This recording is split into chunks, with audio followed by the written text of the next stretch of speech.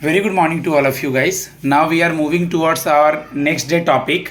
It is important for the GA. Okay. Upcoming prelims and mains reading comprehension, descriptive, as well as group discussion and group exercise for SBI PO interview. Okay. The pattern is different of GD and GE, but if you want to practice, the practice is important. Okay. Start. Good morning, all. Today, my topic is trade deal is a launch pad for growth, says British Prime Minister. So, इस पे ये है British prime minister PM care Starmer अभी अपनी एक official visit पे India आए हुए थे। उनका मेन जो एम था विजिट का वो था कि इंडिया और यूके का जो पार्टनरशिप है, ट्रेड एग्रीमेंट है, उसको स्ट्रेंथन करना। अभी इससे पहले भी हमारा जो इन 2000 जुलाई 25 पे एक एग्रीमेंट साइन हुआ था, सीटा, that is comprehensive economic and trade agreement. तो अभी इस ट्रेड एग्रीमेंट में ये है कि दोनों कंट्रीज के बीच एक ट्रेड डील एग्रीमेंट हुआ है that allows them to buy और सेल गुड्स एंड सर्विसेज, जिसमें थोड़े बहुत रिस्ट्रिक्शंस हैं, सच एज उसमें टैरिफ कम है और इजी मार्केट एक्सेस है। इस पे ये भी है और फ्री ट्रेड एग्रीमेंट भी है between India and United Kingdom, that is में ये है that is mean to boost trade, investment and cooperation access multiple sectors. और इस ट्रेड से ऐसा नहीं है कि सिर्फ एक ही कंट्री को प्रॉफिट होगा, ये दोनों कंट्रीज के लिए प्रॉफिटेबल है, क्योंकि जो सामान उनके यहाँ से हमारे यहाँ आ रहा है तो उनको प्रॉफिट हो रहा है, जो चीज हमारे यहाँ सेल हो रही है ऐसे इंडिया को भी प्रॉफिट हो रहा है। अगर हम उनके यहाँ एक्सपोर्ट कर रहे हैं हमारा सामान और वो वहां पे बिक रहा है, वहां पे उसकी अच्छी सेल हो रही है, तो इससे इंडिया को भी प्रॉफिट है। तो ऐसे दोनों कंट्रीज को प्रॉफिट है इस जो भी ट्रेड एग्रीमेंट हो रहा है उस चीज से। इस पे ये भी है कि इन समरी में बेसिकली ये है कि जो प्राइम मिनिस्टर है उनका जो स्टेटमेंट वो रिफ्लेक्ट करता है कि जो ये स्ट्रैटेजिक ट्रेड एग्रीमेंट हुआ है इससे यूके और इंडिया के थोड़े रिलेशनशिप भी अच्छे होंगे और एक इकोनॉमिक ग्रोथ होगी for a long term. Okay. Thank you. Very good. थोड़ा और प्रैक्टिस करना है और कॉन्फिडेंट लाना है. Next. Good morning. My topic is India need a unified mental health response. इस आर्टिकल में ये बताया गया है कि जो अभी मेंटल हेल्थ चल रहा है, प्रॉब्लम चल रही है, उसको उससे डील करने के लिए क्या क्या चीज़ें चाहिए वो ऐसे कुछ है। तो उसमें ये बोला गया है कि अभी स्टार्टिंग है कि मतलब इसका 10 अक्टूबर को world international mental health day मनाया जाता है और उसमें दुनिया भर में मतलब इसमें एक डेटा भी आया था कि दुनिया भर में 1 मिलियन लोग मतलब मेनली कंट्री के मतलब 30% लोग जो हैं वो मेंटल हेल्थ से ये पीड़ित है। और भारत में तो अपने इंडिया में जो है वो 13.7% जो पॉपुलेशन है वो कभी ना कभी कोई ना कोई मेंटल हेल्थ से गुजर ही रही है। और इसमें ये भी बोला गया है कि बहुत सारे कानून भी बनाए गए हैं, जैसे कि मेंटल हेल्थ देखने का मतलब के लिए 2017 में। और इस लॉ के से ये है कि मतलब जो भी मतलब आत्महत्या अपना जो सुसाइड वगैरह होता है या फिर और भी चीजें हैं उनको लेकर बहुत सारे लॉज प्रिवेंशन के लिए बनाए गए और इसका मतलब किया गया है। और सर जो गवर्नमेंट की तरफ से जो पहला ये है कि department of mental health programme है, ये है 2000 मतलब 704 पूरे जो स्टेट है उसमें काम कर रहा है, ताकि वहाँ के जो लोगों को मेंटल हेल्थ से जो भी प्रॉब्लम हो रही है उन पे काम किया जा सके। और उसके लिए उन्होंने एक हेल्पलाइन नंबर भी जारी किया है जिसे टेल मानस करके है, और जिसपे अब तक के 20 लाख से भी ज़्यादा कॉल अटेंड किए जा चुके हैं। और मतलब और भी इसे और भी स्टेट में अच्छे मतलब फैलाया जा रहा है। और ये जो एक मनोदर्पण करके एक इनिशिएटिव है जो कि स्कूल के कार्यक्रम में है, जिसके अब तक के 11 करोड़ स्टूडेंट्स को मतलब हेल्प मिली है इससे। और इसका बताया गया है कि इसमें कुछ-कुछ अपने चैलेंजेस भी है जो गवर्नमेंट को फेस करने पड़ते हैं। जैसे कि 2015 और 16 तक में जो नेशनल मेंटल हेल्थ स्कीम से पता चलता है कि जो डिप्रेशन और एंजाइटी जैसे प्रॉब्लम है उससे 70 टू 92% लोगों को प्रॉपर ट्रीटमेंट नहीं मिल पाता है।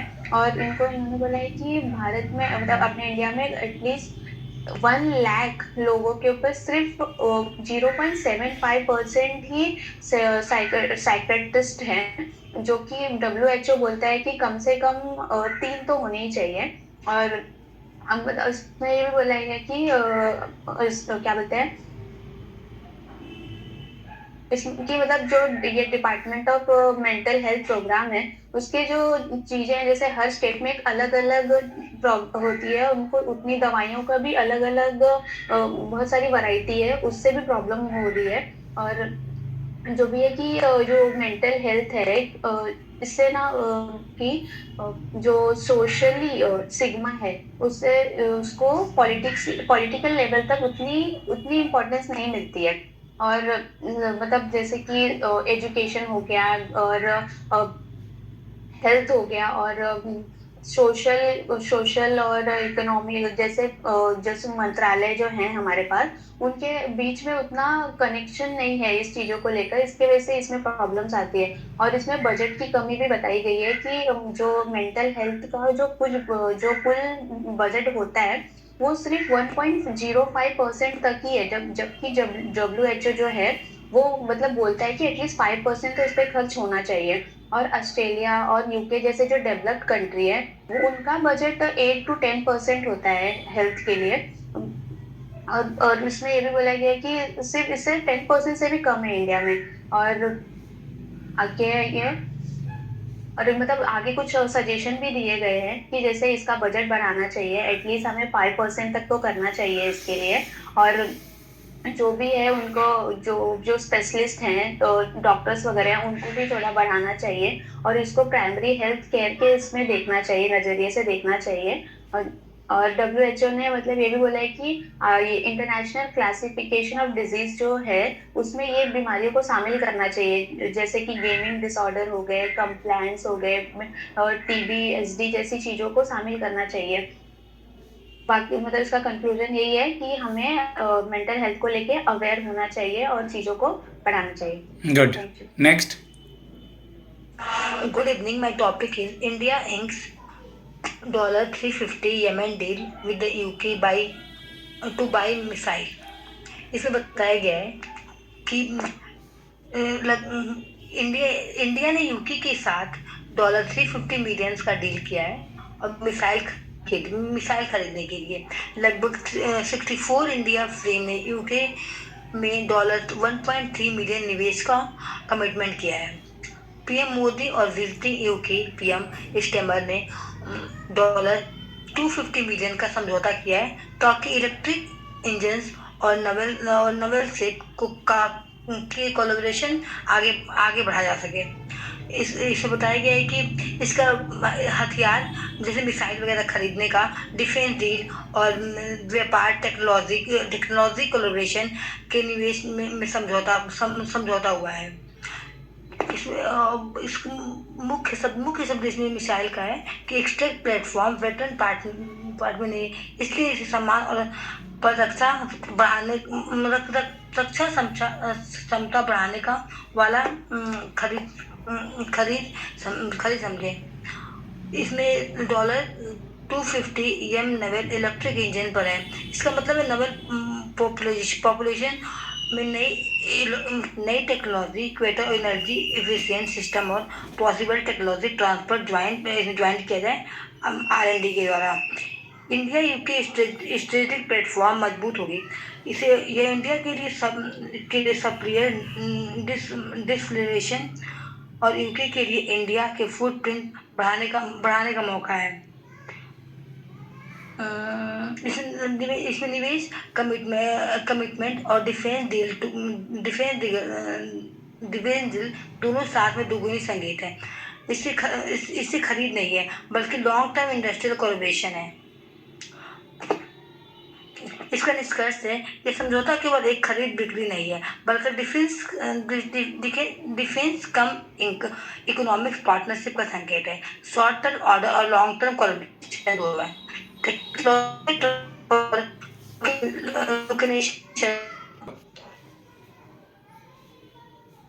Yes. Good morning. My name is Anuja, and today's my topic is India mental health crisis that rise and scars. इस टॉपिक में बताया गया है कि mental health day, world mental health day 10 अक्टूबर को मनाया जाता है, जो जिसका एम है कि मेंटल हेल्थ इलनेस को कम करना और सबको ना सपोर्ट करना, एंकरेज करना पीपल को कि वो दूसरे आदमी से, जैसे कि साइकोलॉजिस्ट, फिजिशियन, सबसे हेल्प ले सके। इसका थीम है मेंटल हेल्थ इन ह्यूमैनिटेरियन इमरजेंसीज। इस टॉपिक में एक एग्जांपल लेके बताया गया है कि मेंटल हेल्थ का जैसे मीनिंग क्या होता है। इस केस में इसमें एक शिकंजपुरा यूपी में वो है जगह, वहाँ पे केस बताया गया है कि एक आदमी ने, जो कि एक नॉर्मल लिविंग पर्सन था, उसने अपने बेटे को जहर दे के मार दिया और बाद में खुद भी सुसाइड कर लिया। और एक रिसेंटली, जैसे कुछ महीनों पहले, कोटा में, राजस्थान के कोटा में, जो कि यूनिवर्सिटीज के लिए स्टडी के लिए प्रसिद्ध है, वहाँ पे बहुत सारे केसेस होते रहते हैं जिसमें कि है ना बच्चे सुसाइड कर लेते हैं। ये मोस्टली जो यंग जनरेशन है, वहाँ पे सुसाइड केस जैसे मिलते हैं। इन केसों की संख्या इंडिया में है 1,71,418 सुसाइड हुए हैं, जो कि पिछले साल से 0.3% इंक्रीज पे है। ये डाटा जो है national crime record bureau accident death and suicide in India ने पब्लिश किया है। इसका ये कहते हैं कि 1 लाख पर पीपल पे 0.8% केस इंक्रीज हुए हैं।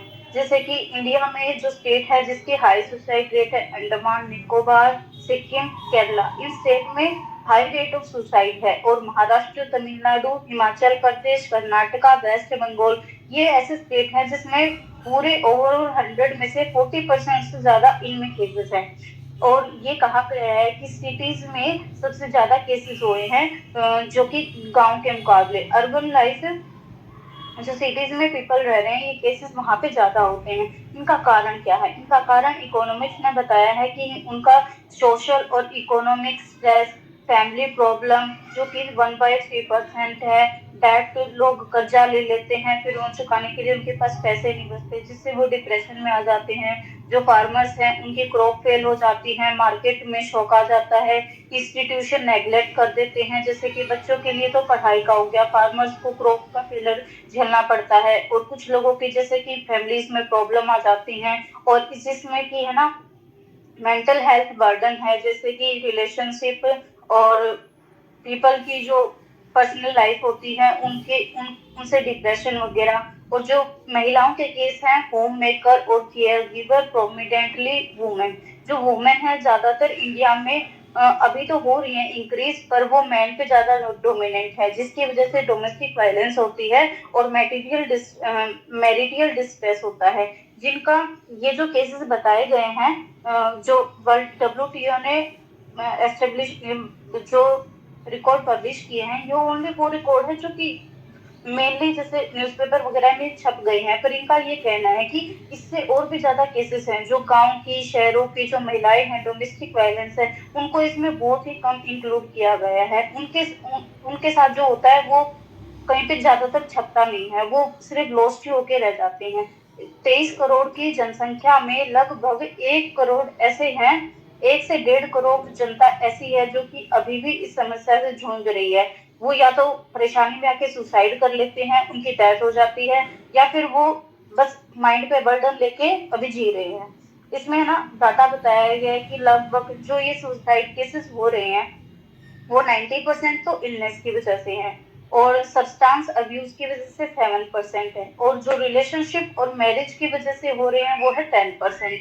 ये इनका रैंक बताई गई है ऑर्डर के हिसाब से। और जो एग्रीकल्चर में है, सब 10,786 फार्मर सुसाइड कर रहे हैं। ये क्यों कर रहे हैं? ये जो जैसे फार्मिंग में उनको कोई लॉस हो जाता है, मॉनसून चेंज हो जाता है, या फिर जिस भी वजह से उनको लॉस बियर करना पड़ रहा है, उनके पास कोई अनदर ऑप्शन नहीं बचता। इसके लिए लोग क्या कर रहे हैं, मैक्सिमम जो लोग हैं इंडिया में जो कि समस्या से जूझ रहे हैं, कंक्लूड करो बेटा। करते हैं। हाँ जी सर। सर ये आजकल इंडिया में ये केसेस बढ़ते जा रहे हैं और सरकार को इनको रोकना होगा। अगर इस सरकार को इनको रोकना होगा तभी ये ठीक से आगे, अगर सरकार ये सोच रही कि हम प्रोग्रेस करेंगे तो इनको रोकना होगा, वरना 2030 तक क्या रिजल्ट होगा कि $1 ट्रिलियन से भी ज्यादा जीडीपी क्या हो जाएगी, लॉस हो जाएगी। और फ्यूचर में suicide, breakdown, silence violence, broken family और फ्यूचर कट जैसी प्रॉब्लम सामने आ सकती हैं। इसके लिए स्कूल्स और कॉलेज में काउंसलर को अपॉइंट करना होगा, नर्सेस को, फिजिकोलॉजिस्ट को और सोशल वर्कर्स को एस्टेब्लिश करना होगा। पर 1 लाख पीपल के लिए 3 to 4 फिजियोथेरेपिस्ट को अपॉइंट करना होगा, जो कि ट्रेनर होंगे। उनको प्रॉपर अच्छी तरह से ट्रेनिंग दी जाएगी ताकि लोगों की प्रॉब्लम्स को वो सोल्व कर सके। गुड। और इसका थीम बता देती हूँ एक बार, mental health humanitarian emergencies, world mental health day का थीम है। Thank you sir. Very good बेटा। वर्ल्ड मेंटल हेल्थ डे 10 अक्टूबर को मनाते हैं। अब देखना, गौर करो, पूनम और अनुजा का जो टॉपिक था वो रीडिंग कॉम्प्रिहेंशन के बेस पे था, और नेहा और अनुष्का का जो टॉपिक था उससे जीए में क्वेश्चंस आ सकते हैं। उससे ये पूछा जा सकता है इंटरव्यू में कि अभी रिसेंटली कौन सा प्राइम मिनिस्टर इंडिया आया था। ठीक है, तो गाइस प्रीलिम्स मेंस इंटरव्यू के लिए आप सुपर 50 से कांटेक्ट कर सकते हैं।